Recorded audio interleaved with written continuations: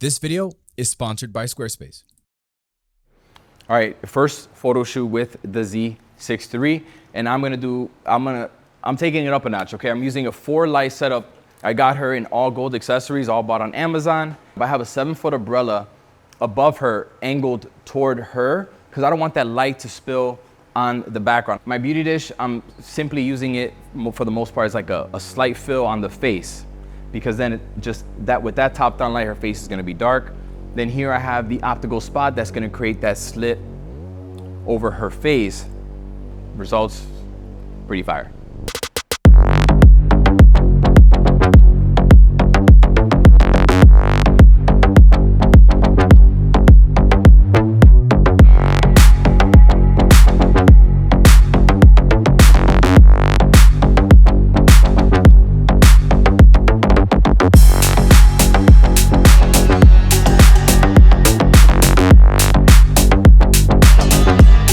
The Nikon Z6III is finally here. And I think that this is the most important camera that Nikon has launched since the Z9. It's $2,500. This camera can do things that are usually reserved for that $4,000 tier camera. Whether or not it can deliver in the real world, we'll find out soon. I only had 5 hours with the camera, but I'm gonna tell you what I think is the bigger deal here.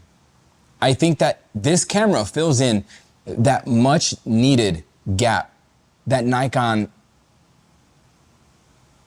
has been neglecting for some time now. So the problem that Nikon has had over the past 4 years, and the reason why I feel like they've been overlooked, at least compared to Sony and Canon, is their lack of ecosystem.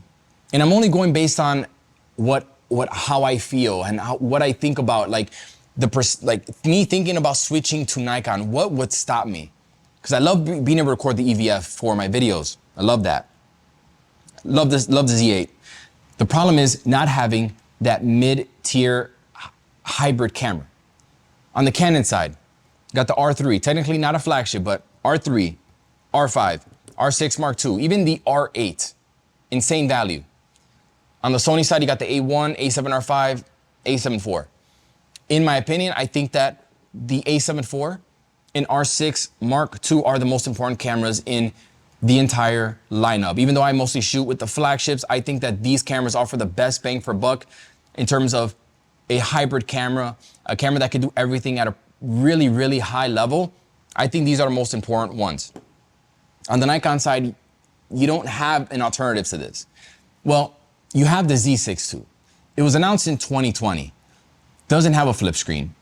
Doesn't have 10-bit internal video, which is lacking. Even the cheapest Canon full frame camera, the R8 it can do up to 4K 60 10-bit video. The Z6 II doesn't do these things. And on top of that, it has mediocre autofocus. And so for me, if I were to switch to Nikon, I'm like, oh, I want the Z8.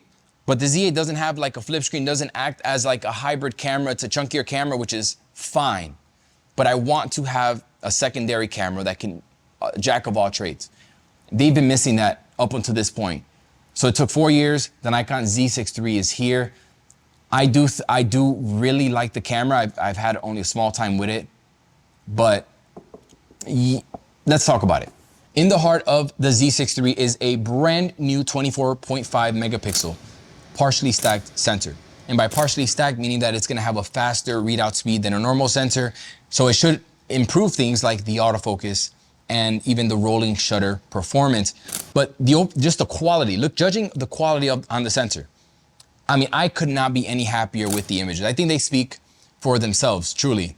Images needed very little retouching. I use my studio portrait presets. That's a shameless plug that I got to throw in there, but I do use those to edit my studio portraits and edit smaller, like correcting the skin tones when you're getting a slight orange tinge and little things like that. Workflow presets, link will be down below for that. But images were, I mean, beautiful. It can shoot up to 14 frames per second with the mechanical shutter and 20 frames with the electronic. And that is a nice spec bump over even the A7 IV. But the one thing that really caught me off guard here, okay? And I'm not being dramatic, I'm being serious. You know how the Z9 can shoot 120 frames per second JPEG, and the files, they're spitting out 11 megapixel files, right? Well, with this Z6III, you have the same capability. You can shoot 30, 60, and 120 frames per second in JPEG, but it's better in the sense that it's gonna spit out a full resolution JPEG. So you're getting a 24 megapixel JPEG on the Z6III when the Z9 can only put out an 11. So you're getting better in that sense. And then you get up to around 1,000 shots, so maybe like 7, 8 seconds on that burst. Hello. The EVF has been improved. It's bigger, brighter. It's 4,000 nit brightness. I mean, it'll cook your eyes out if you put it to max brightness. It's kind of unnecessary, but the EVF was beautiful, especially when you're reviewing images. The rear screen is a 3.2 inch, finally, 3.2 inch flippy screen. This is something that these cameras needed in 2020. I'm glad that it's here now. Very, very welcome. I'm sure some people will be upset about it. We're all happy about it, okay? The autofocus system in the Z6III is inherited from the Z8 and the Z9. It has the same subject detection, 3D tracking, autofocus system, but it's not gonna behave the same because you're not getting the same readout speed. Similar to how when the R8 inherited the R3's autofocus, it's the same, but it's not actually the same. The vibration reduction has been improved. You get up to 8 stops of vibration reduction in camera, and you also have access to focus point and synchro VR as well. You also get access to pre-release capture, something that you can find in the Z8 and the Z9 as well. And now for the video specs. Are you ready? Because when I saw this, I was just, it can shoot 6K 60p and RAW internally. I think the one that really shocked, or the one that I am most excited about, or I think it's most exciting, is the fact that this camera can shoot up to 4K 120, albeit with a 1.5 crop. You got 4K 120 on it in a $2,500 camera. All the other ones shoot up to 4K 60.